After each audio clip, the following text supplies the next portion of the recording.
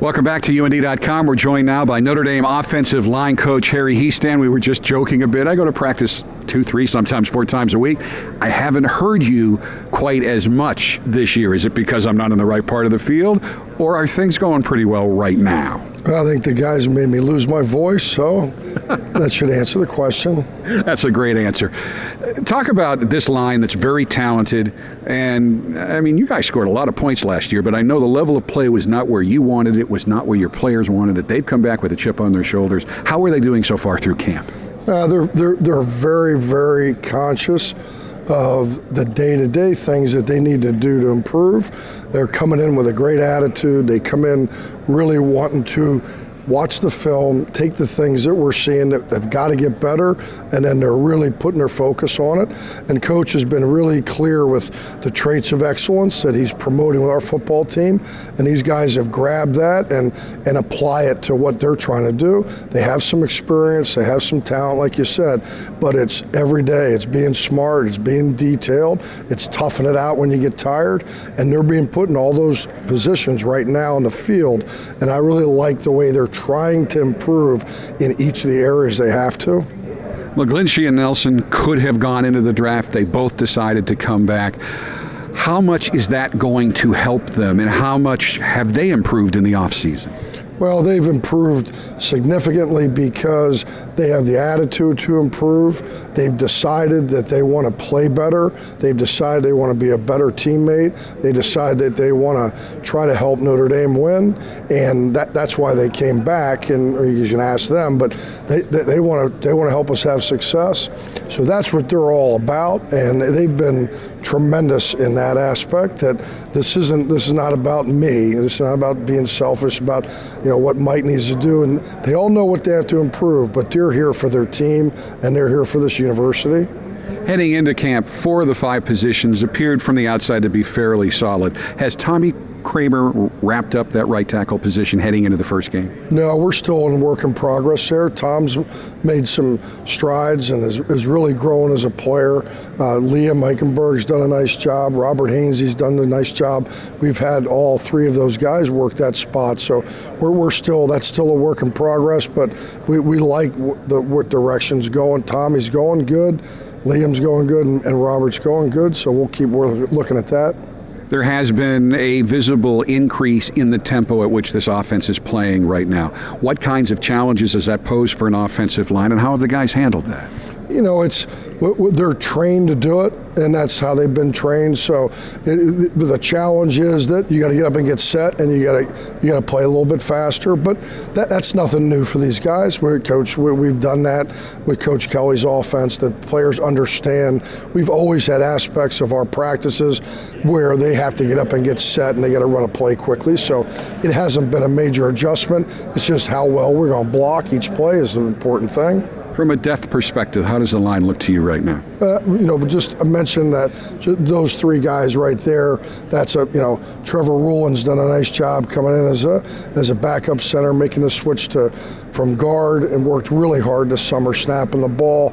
Never played center, has been very steady with his snaps and playing solid in there. And Hunter Bivens, he can play any spot. He can be the man on the spot when we need him. So we've got a nice mixture of depth, probably more guys that we could see going into the game and not be, super concerned because of, they've been here, they understand what we're doing, and pleased with that right now. And we probably should mention Sam Mustipher, who really had a much better year last year than maybe he was given credit for.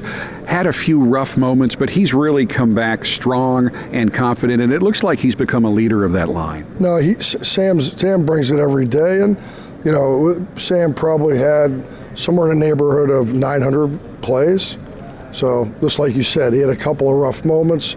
When you have a bad moment as a center, and it depends when it happens.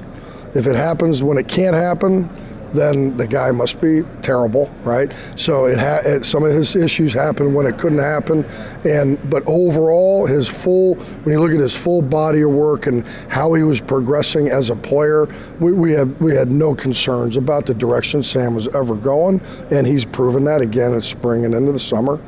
Throughout your 35-year career, you have always turned out outstanding offensive line. And the years you've been in college, you have sent a lot of guys to the pros, but I know you're never happy. It's never perfect. There's always another step to take. What do you want to see from your line over the next 2.5 weeks heading into Temple? Well, the biggest thing is the things that we've identified that we need to improve got to be improved, and we all have them. I got to do a better job. They got to do a better job. We all, and we sit in that meeting room, and Coach gives us plenty of time to prepare so we can go in there and say, look, here's the areas that need to improve. And usually with us, it's consistency, it's focus on each play. It's, are we fundamentally sound? Are we seeing the defense? Are we executing the play called? And are we getting after somebody? Are we playing physical?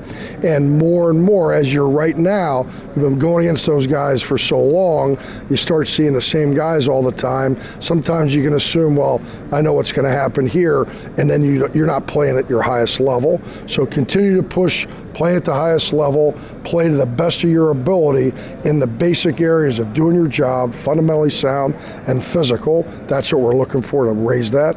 And you often hear people talk about the chemistry among the line, but your line will be blocking for and playing in front of a very talented and poised but inexperienced quarterback this year. So how has that chemistry developed between the line and Brandon Wimbush? We all know that the offense goes through that spot. So everybody, whether it's a first-year player or a third-year player, whoever's back there is counting on that group.